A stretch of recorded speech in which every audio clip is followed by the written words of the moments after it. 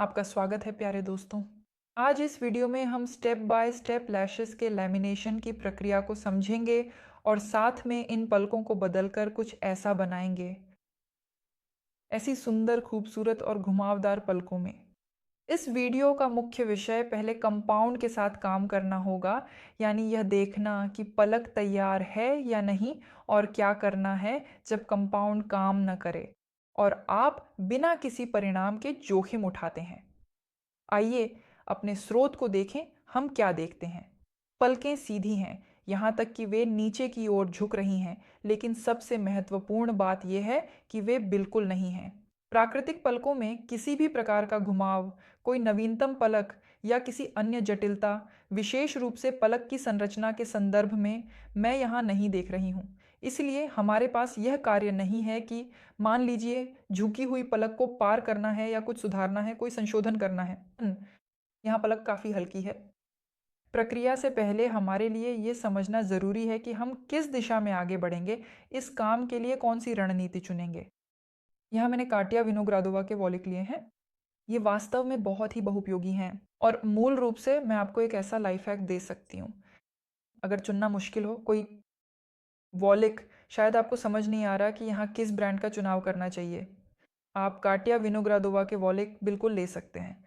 अधिकांश मामलों में ये उपयुक्त होते हैं, लेकिन देखिए एक बात है, यहाँ खासकर इस काम में हमारे पास पलक के मामले में कोई विशेष प्रतिबंध नहीं है। झुकी हुई पलक नहीं है, कोई हड्डी भी नहीं है, मान लीजिए जो बहुत ज़्यादा झुकी हुई हो, यानी पलक खुली हुई है। और असल में हम कर सकते हैं, बिल्कुल किसी भी तरह की कर्लिंग कर सकते हैं, चाहे वह ज़्यादा नेचुरल गोल हो या फिर हल्का सा स्मूथ लिफ्टिंग इफ़ेक्ट हो या फिर और भी ज़्यादा स्ट्रॉन्ग लिफ्टिंग हो। और इसलिए कहा जा सकता है कि यहाँ मैं डोली वॉलिक, गोल वॉलिक या फिर कोई भी वॉलिक ले सकती हूँ, काटिया विनोग्रादोवा के वॉलिक। अगर आपकी पलक पर कोई भी लिमिटेशन है, जैसे कि पलक झुकी हुई है और आप स्ट्रॉन्ग लिफ्टिंग इफेक्ट नहीं बना सकते, तो इसे ज़रूर ध्यान में रखें और सही वॉलिक का चुनाव करें। अगला चरण है वॉलिक पर पलकों को लगाना, और असल में सब कुछ वॉलिक लगाने से ही शुरू होता है। अगर वॉलिक को पलकों की जड़ से बहुत दूर लगा दिया जाए तो हमें बिल्कुल भी कोई अच्छा परिणाम नहीं मिल सकता है। आखिरकार इसका कारण यह है कि जब वॉलिक दूर होता है तो हम सही और सटीक तरीके से पलकों को नहीं लगा सकते हैं। इसके अनुसार हमारी पूरी ज्योमेट्री और कर्व का आकार बिगड़ जाता है। पलकों की जड़ अब वॉलिक की शेप को फॉलो नहीं करती, हम पलकों को वॉलिक पर गोंद की मदद से लगाते हैं। और यहाँ यह ज़रूरी है कि पलकें वॉलिक की शेप को सही तरीके से फॉलो करें, क्योंकि आइए हम शिक्षा के नियमों को याद करें। पलकों में नए कर्व के बनने के नियम। वॉलिक हमारे लिए नए कर्ल की शेप का काम करता है और पलकें ठीक उसी वॉलिक की शेप को दोहराती हैं। आखिरकार प्रक्रिया के बाद हमारे द्वारा लगाए गए केमिकल्स ऐसा करते हैं कि पलक, असल में इसमें यह क्षमता होती है कि वह दी गई शेप को याद रख सके। यानी केमिकल्स बाल के अंदर की केमिकल बॉन्डिंग को बदल देते हैं और पलक वॉलिक की शेप को लंबे समय तक याद रखती है। सही कर्ल पाने के लिए हमारे लिए यह ज़रूरी है कि हम पहला केमिकल सही तरीके से लगाएं। असल में पहले केमिकल के साथ काम करना नतीजे पर बहुत बड़ा असर डालता है। हम पहला केमिकल कैसे लगाते हैं, कितनी देर तक उसे रखते हैं, ये सब अंतिम परिणाम पर बहुत गहरा असर डालते हैं। केमिकल लगाने के क्षेत्र पर उस बाल की शुरुआती स्थिति और वह अंतिम परिणाम जो आप पाना चाहते हैं, दोनों का असर पड़ता है। साथ ही काम करने की तकनीक भी मायने रखती है, यानी यह क्लासिक तकनीक है या शायद कोरियन तकनीक। यहाँ मैं केमिकल को जड़ों के पास लगभग बिना किसी गैप के लगाती हूँ, बस थोड़ा सा छोड़ती हूँ। यह समझना बहुत ज़रूरी हो जाता है कि किन परिस्थितियों में गैप छोड़ना चाहिए और कब नहीं। और कभी-कभी बिना गैप छोड़े भी सही रूट लिफ्ट पाने के लिए अच्छी तरह से काम किया जा सकता है, क्योंकि अगर आप जड़ों से वहाँ गैप छोड़ दें जहाँ नहीं छोड़ना चाहिए, तो आपके बालों में काफ़ी ढीलापन आ सकता है। आगे केमिकल लगाने की ऊपरी सीमा की बात करें। यहाँ मैं पहला केमिकल मोड़ के बिंदु से थोड़ा ऊपर लगाती हूँ, क्योंकि मेरी पलकों में प्राकृतिक कर्ल नहीं है और मुझे उन्हें ज़्यादा उठाना है, यानी मैं ज़्यादा जब मैं केमिकल लगाने का क्षेत्र बढ़ाती हूँ तो मैं पलकों की ज़्यादा लंबाई बदलती हूँ। उस जगह पर जहाँ हम पहला केमिकल लगाते हैं वहीं पलकें अपना कर्व बदलती हैं। और यहाँ इस स्थिति में क्योंकि मेरी पलकें सीधी हैं, मैं वॉल्यूम के सबसे ऊंचे बिंदु से थोड़ा आगे जाती हूँ ताकि केमिकल लगाने का क्षेत्र बढ़ सके। और अभी इस काम में मेरे साथ एकदम असाधारण स्थिति हो गई है। प्रागैतिहासिक काल।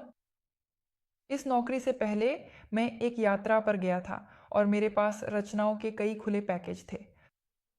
मैंने उन्हें अलमारी में रख दिया, वहीं छोड़ दिया और उन्हें सूरज की किरणों से बचा लिया।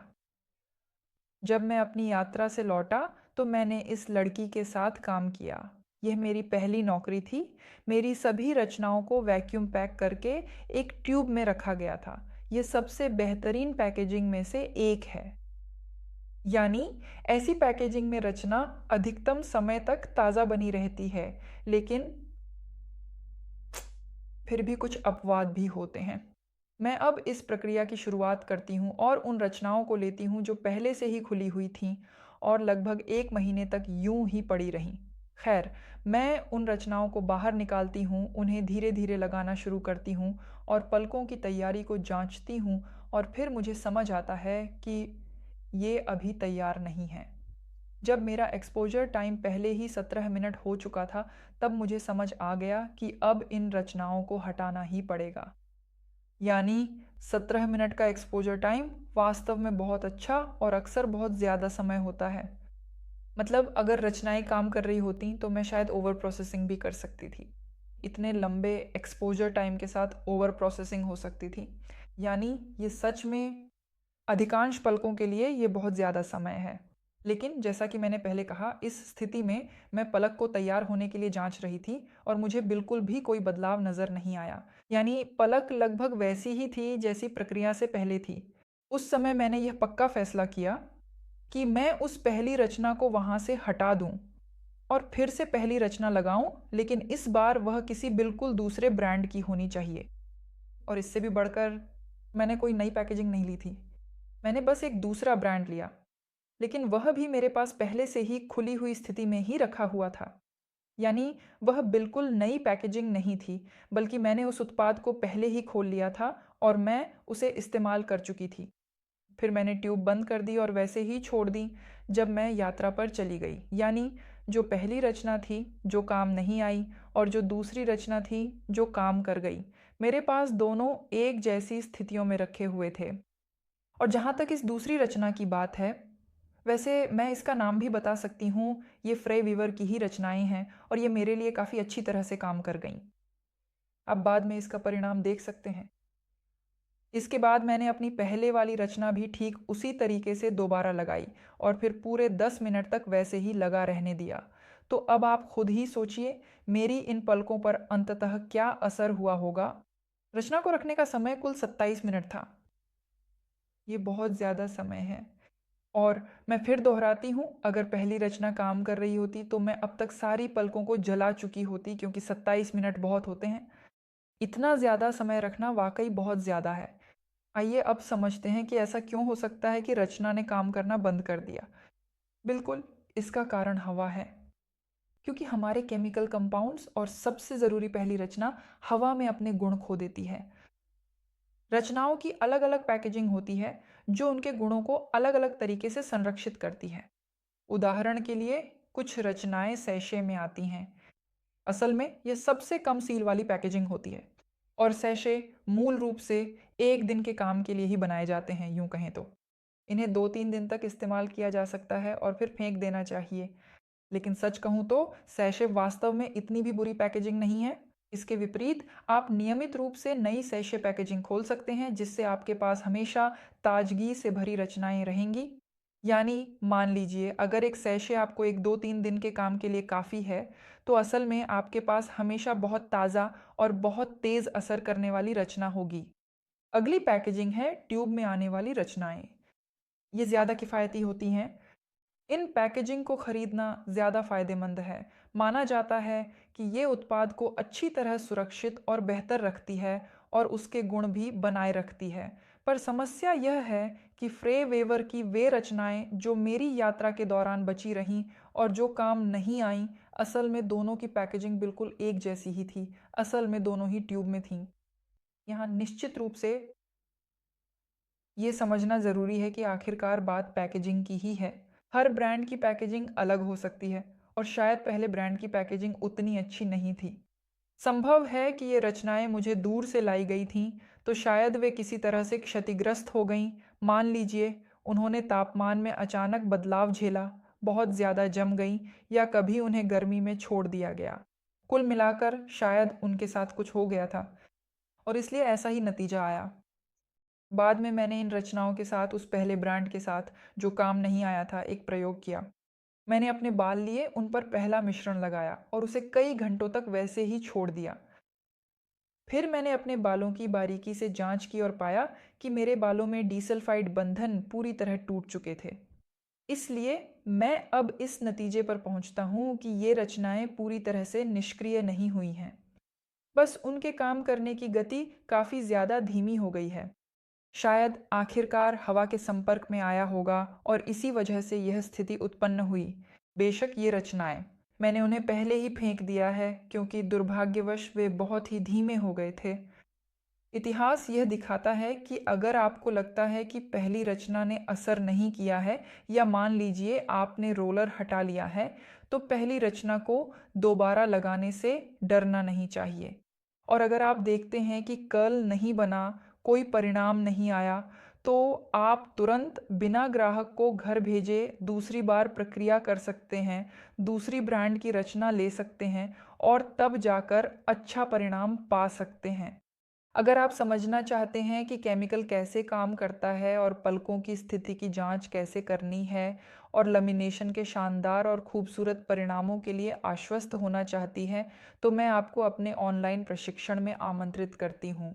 यह नए और अनुभवी मास्टर्स दोनों के लिए ही उपयुक्त है। वहाँ हम लैमिनेशन प्रक्रिया बिल्कुल शुरुआत से सीखते हैं, केमिस्ट्री, सामग्री, क्लासिक और कोरियन तकनीक पूरी गहराई से समझते हैं, और साथ ही ग्राहकों को आकर्षित करने का एक बोनस मॉड्यूल भी है। विस्तृत जानकारी विवरण में दी गई है। प्रक्रिया का अगला चरण है दूसरे कंपाउंड का लगाना, और यहाँ यह बहुत महत्वपूर्ण है कि पहला और दूसरा कंपाउंड एक ही ब्रांड के हों। मुझसे कभी कभी पूछा जाता है कि आखिर दूसरा कंपाउंड कैसे लगाना चाहिए, क्योंकि कहीं कहा जाता है कि दूसरा कंपाउंड सारी पलकों पर लगाना चाहिए, तो कहीं कहा जाता है कि सिर्फ उस कार्य क्षेत्र पर लगाना चाहिए जहां पहला कंपाउंड लगाया गया था। तो बात यह है कि असल में दोनों तरीके सही हैं, और दूसरा कंपाउंड हमें उसी जगह लगाना चाहिए जहां हमने पहला कंपाउंड लगाया था। लेकिन इसके विपरीत, चूंकि दूसरा कंपाउंड काफ़ी अधिक कोमल, सुरक्षित और गैर आक्रामक होता है, इसलिए उसे सभी पलकों पर एहतियातन लगाया जा सकता है और इसमें कोई नुकसान नहीं होगा। यानी दूसरे कंपाउंड के साथ ज़्यादा लगाने या ज़्यादा देर तक रखने की कोई समस्या नहीं है,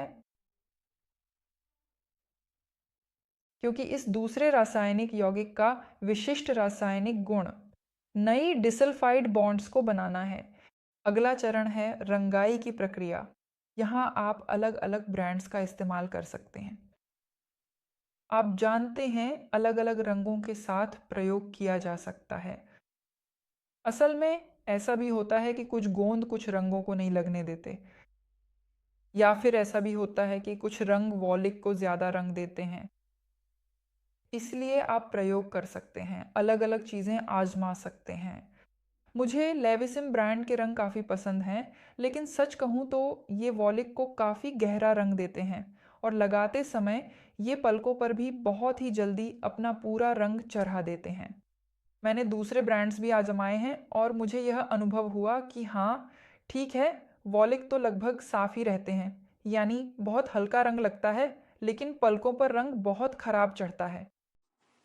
रंगने की प्रक्रिया बहुत लंबी चलती है, इसलिए यहाँ कभी कभी ऐसा ही चुनाव करना पड़ता है। रंग के लिए ऑक्साइड या तो 3% होना चाहिए या 1.8%। किसी भी हालत में हमें 6% ऑक्साइड का इस्तेमाल नहीं करना चाहिए, और तो और 9% का तो बिल्कुल भी नहीं। बात यह है कि लैमिनेशन की प्रक्रिया में हम वैसे भी बालों की ऊपरी परत खोलते हैं और अंदर की संरचनाओं को भी खोलते हैं, और हमारे लिए बालों के अंदर तक पहुंचने के लिए कम मात्रा में ऑक्साइड ही काफ़ी है। अब हम अगले चरण की ओर बढ़ते हैं। आपकी अपनी इच्छा के अनुसार ये बोटॉक्स है, जिसके बाद हम पलकों की अच्छी तरह से सफाई करते हैं, वेल को हटाते हैं और फिर तीसरा मिश्रण लगाते हैं। वैसे तीसरा मिश्रण अलग अलग चरणों में लगाया जा सकता है। पहला मिश्रण भी वेल पर लगाया जा सकता है। मुझे इसे बिल्कुल अंत में लगाना पसंद है, जब पलकें पूरी तरह से साफ हो जाती हैं, और मुझे ऐसा ही शानदार परिणाम मिला। जैसा कि आप देख सकते हैं, बहुत ही खूबसूरत और बेहतरीन लैमिनेशन हुआ है। सचमुच शानदार परिणाम है। वह लड़की पूरी तरह से बहुत खुश थी और इस पूरी प्रक्रिया के दौरान अचानक से ऐसा एक फोर्स मेजर हुआ कि असल में मिश्रण ने ठीक से काम नहीं किया और बिल्कुल भी कर्ल न मिलने का एक बहुत ही बड़ा जोखिम था। लेकिन आखिरकार सब कुछ बहुत बहुत ही शानदार रहा। अब देखिए, सबसे पहले इस मिश्रण को बालों पर लगाने के बारे में। दूसरी बार, यहाँ एक बहुत ही बारीक बात है, आप पहले मिश्रण को ज़्यादा देर तक छोड़ सकते हैं और मैं शुरुआती लोगों को सलाह दूंगा, अगर आप फिर भी इस बात को लेकर निश्चित नहीं हैं कि आप क्या कर सकते हैं या नहीं, कि मिश्रण ने काम किया या नहीं, तो फिर भी रोलर को हटाकर देखें कि आपको कैसा परिणाम मिला है। अंत में आप पूरी ईमानदारी के साथ अपने ग्राहक या मॉडल को यह बता सकते हैं कि शायद आपका पहला मिश्रण ठीक से काम नहीं कर पाया, और आप उन्हें पहले से ही यह भी समझा सकते हैं कि हम अभी इसके परिणाम देखेंगे और फिर मैं बहुत जल्दी से सब कुछ ठीक कर दूंगा। यानी कि पहले मिश्रण को पहली बार लगाने के बाद जो भी परिणाम हमें मिलेगा, उसे अच्छी तरह से देखने के बाद आप उसी से आगे बढ़ेंगे और समझ पाएंगे कि आपको कितनी देर तक रखना है। पहले मिश्रण को दूसरी बार लगाना, या फिर आपके पास बिल्कुल भी लैमिनेशन नहीं हुआ, यानी परिणाम बिल्कुल पहले जैसा ही है, कोई फ़र्क नहीं है, या फिर कम से कम थोड़ा बहुत फ़र्क तो है। अगर हल्का सा कर्ल है तो आप मान लीजिए 3 से 4 मिनट और पहला मिश्रण लगाए रखें, तो सब कुछ ठीक हो जाएगा। क्योंकि शुरुआत में जब आप नए होते हैं तो यह देखना वाकई मुश्किल होता है कि कब पलक तैयार है, कब नहीं है, कब तैयार है लेकिन पूरी तरह नहीं। कुल मिलाकर अपने लामी मेकर प्रोफेशनल ट्रेनिंग में मैं सीधे मॉडल्स पर 3 अलग-अलग तरीकों में अलग-अलग मिश्रणों और तकनीकों के साथ सिखाती हूँ। मैं मैक्रो में दिखाती हूँ कि पलक की तैयारियों की जांच कैसे करें, किन बातों पर ध्यान देना चाहिए और पलक वास्तव में कैसे व्यवहार करती है। और इसके बाद आपको इन सब चीज़ों को प्रैक्टिकल में भी अभ्यास करना होता है, ताकि आप देख सकें कि तैयारियों की जांच वास्तव में कैसे की जाती है। इसलिए जैसा कि मैंने पहले कहा, बेहतर है कि आप सतर्क रहें ताकि गलती से मिश्रण को ज़्यादा देर तक न रखें। पहले जांच लें और ठीक से समझ लें कि क्या पहले मिश्रण को और रखना है या नहीं। दोस्तों, देखने के लिए आप सभी का बहुत धन्यवाद और अगले वीडियो में फिर मिलेंगे।